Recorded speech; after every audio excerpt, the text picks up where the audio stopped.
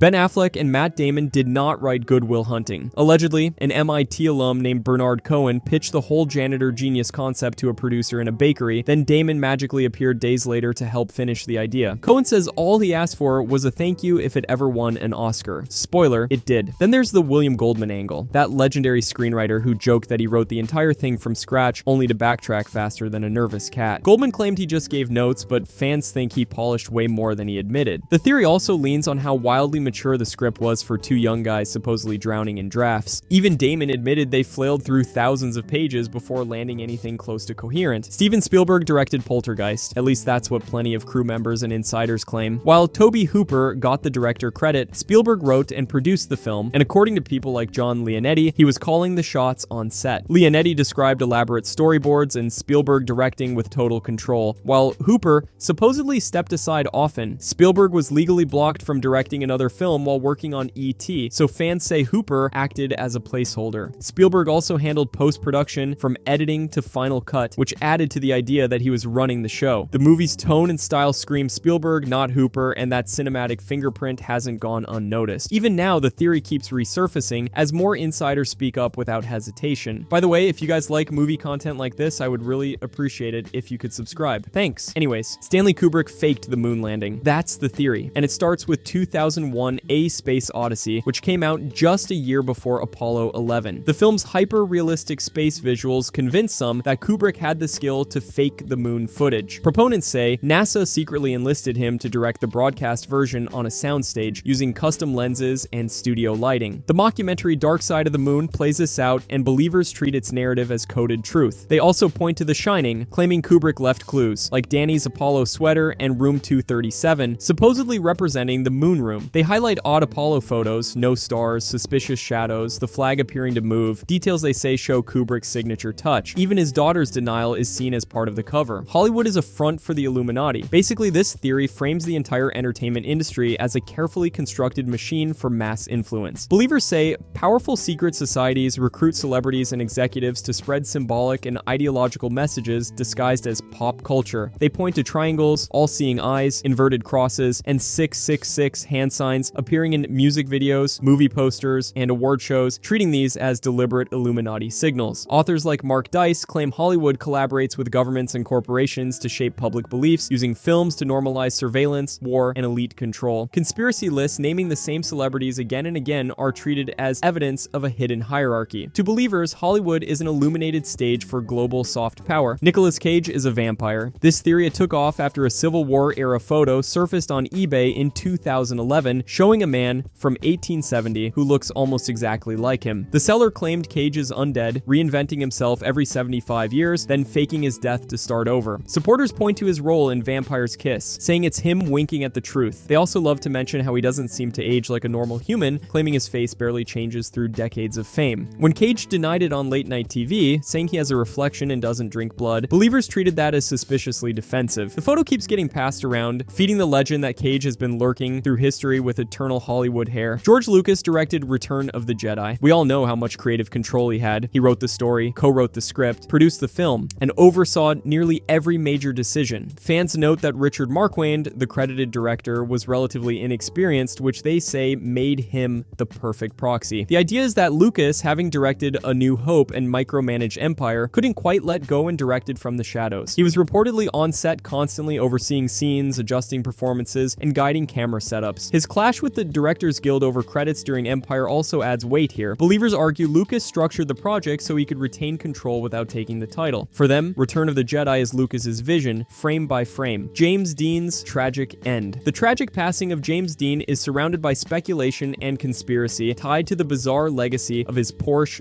550 Spider. Supporters claim the crash was a covert hit masked as one. They point to the strange history of the car's wreckage. Parts salvaged from the Spider were later reportedly involved in other deadly accidents, feeding the idea of a larger, darker pattern. The theory stretches to suggest Dean may have known or seen something tied to intelligence operations, and the car crash was a cover. The fact that the driver of the other vehicle walked away with minor injuries adds to their suspicion. Some even claim the wreck's location and timing feel too clean to be random. No documents, no confessions, just eerie lore. Marisa Tomei's Oscar was a mistake. That's the theory, and it claims Jack Palance read the wrong name at the 1993 Oscars when announcing announcing Best Supporting Actress. Some say he was confused, couldn't read the card, or just read from a teleprompter that had Tomei's name from earlier. The rumor says the Academy let it slide to avoid embarrassment. The believers point to how unexpected her win was, a comedic role beating out dramatic veterans like Vanessa Redgrave. The fact that the Academy had error protocols in place is treated as quiet proof that mistakes can happen. A 1994 article supposedly sparked the idea, and it's been whispered in Hollywood circles ever since. Even the La La Land mix-up gave it new life. Tomei has called the theory hurtful, but some still say it's a cover. Jayne Mansfield was a Satanist. This centers around her public connection to Anton LaVey, the founder of the Church of Satan. In 1966, she visited LaVey's headquarters, posed with him in ritual photos, and was reportedly named High Priestess of San Francisco. Supporters say she studied occult practices with him and took part in black circle rituals. Her home was photographed with LaVeyan props, skulls, capes, altars, and LaVey himself claimed she was romantically involved with him. His daughter later said Mansfield became a practicing Satanist before her passing. After she died in a violent car crash, LaVey claimed it was due to a curse placed on her boyfriend Sam Brody. Brody had reportedly survived several crashes, and Mansfield's son was mauled by a lion weeks earlier, fueling talk of dark forces. Paul Walker's passing was a setup. Conspiracy theorists say the crash looked too destructive for a simple accident, especially since Walker was still alive after impact but died from the fire. They focus on the inconsistent crash reports. Some say one tree and a pole, others mention multiple trees, which adds confusion around what exactly the car hit. The lack of skid marks right before the collision is seen as odd, like Rodas didn't even try to brake. Some even believe a steering fluid burst left a trail before the crash, hinting at sabotage. Then there's the fire itself, which burned so hot it nearly vaporized the car, leading to talk of planted explosives. One version claims Walker's charity work uncovered shady business, especially in Haiti, and that he was silenced before speaking out. Keanu Reeves is immortal, that's the theory, and it kicks off with how eerily unchanged he looks after decades in the spotlight. Fans line up portraits of historical figures like French actor Paul Muneri and even Emperor Charlemagne next to him, claiming the facial structure and posture match too perfectly to ignore. A website launched in 2010 cataloged these lookalikes, crafting a timeline of supposed identities stretching back centuries. His film roles only fuel it further: time travel in Bill and Ted, immortality themes in Dracula, reality bending in The Matrix. Then there's that quote about living comfortably for the next few centuries, which believers treat as a cheeky confession. He's never firmly denied the theory, which just adds to the mystique. Lana Turner, unalive notorious gangster Johnny Stompanato. That's what some believe, and they've built a pretty intense case. They point to how violent and jealous Stompanato was, saying Lana had plenty of motive. During the 1958 inquest, Lana gave a super emotional testimony, claiming Cheryl did it, but her story had gaps and felt too polished. A wrongful suit later said it wasn't even clear who stabbed him. Maybe Cheryl, maybe Lana, or maybe both. Then there's her hairdresser who claimed Lana confessed and told him to share the truth after she died. Even her stylist said she casually mentioned needing a new knife the next morning. Cheryl was just 14, which made her a pretty convenient person to take the fall. One stab wound, clean and precise, made some think it wasn't exactly a flailing teenager. Bruce Lee and the Chinese triad. The controversy around Bruce Lee's untimely passing builds on his refusal to play by Hong Kong's film industry rules. He pushed for full creative control, cut out middlemen, and allegedly rejected protection deals tied to triad-connected producers. Some say he clashed with figures like Lo Wei, rumored to have gang affiliations, and that the triads held a grudge dating back to Lee's youth. His passing at Betty Ting Pei's apartment is seen as too sudden, too murky. Headaches, collapse, and cerebral edema caused by one painkiller doesn't convince believers. They argue it looked like a professional hit. No marks, no mess, just a brain swelling that could have been chemically induced. The investigation wrapped fast, and the triad's grip on entertainment and police made it easy to steer the narrative. The Church of Scientology assigns Tom Cruise his wives. That's what some believe. And the theory starts with a 2004 Vanity Fair story about a secret audition process led by Shelley Miscavige. Female Scientologist actresses were reportedly told they were filming training videos, but were actually screened as potential partners for Cruise. One woman, Nazanin Boniadi, was allegedly chosen, told to change her appearance, and even audited daily during her relationship with him. When it ended, she was reassigned to humiliating tasks. Not long after, Cruise began dating Katie Holmes, which many say was part of the same matchmaking plan. Miscavige allegedly oversaw it all and even stood as Cruise's best man. The theory ties into broader claims that the church tightly controls celebrity images and uses internal power to shape their personal lives. Thelma Todd was unalived. That's what this theory pushes, and it's got plenty of suspicious details fueling it. Todd was found deceased in her car from carbon monoxide, but she had a head injury and blood in her nose, which doesn't line up cleanly with accidental asphyxiation. The garage door was locked, and Roland West admitted to locking the house that night, possibly trapping her outside. She'd received extortion letters signed Ace of of hearts and had beef with organized crime figures like Lucky Luciano, who allegedly wanted to use her cafe for illegal gambling. Her ex-husband Pat DiCicco had violent ties too. West's inquest testimony was shaky, and some say he confessed on his deathbed. Rumors even swirl about cover-ups and stolen police files. With that many loose ends, the case never really closed. The cast of Glee is cursed. That's the theory, and it hinges on a disturbing string of tragedies and scandals tied to the show. Corey Monteith passed because of a drug overdose at 31. Mark Salling took his own life after pleading guilty to child porn charges, and Naya Rivera drowned while saving her son. Believers say that's far too much tragedy for one cast. They also point to arrests, lawsuits, mental health struggles, and career collapses linked to other members. The Price of Glee docuseries only fanned the flames, with its trailer calling the tragedies unsolved mysteries. Some fans claim the curse kicks in after success, as if fame unleashed something dark. Kevin McHale has publicly joked about it, which believers treat as reluctant acknowledgement. 3 major cast tragedies, they call that supernatural math. Natalie Wood's tragic accident. The dispute around the actress's passing begins with the conflicting accounts from everyone aboard the yacht that night. Her husband, Robert Wagner, Christopher Walken, and the captain, Dennis Davern. Natalie's body was found a mile from the boat in just a flannel nightgown, jacket, and socks. The autopsy revealed bruises on her arms, legs, and a cheek abrasion, which supporters say don't fit with a simple accident. Davern later said he lied during the original investigation and claimed Wagner stopped him from turning on lights or calling for help. Wagner later admitted he argued with her that night. Some forensic experts say her bruises don't match someone trying to climb back in a dinghy, but rather someone pushed or grabbed. Wagner was named a person of interest decades later. Tommy Wiseau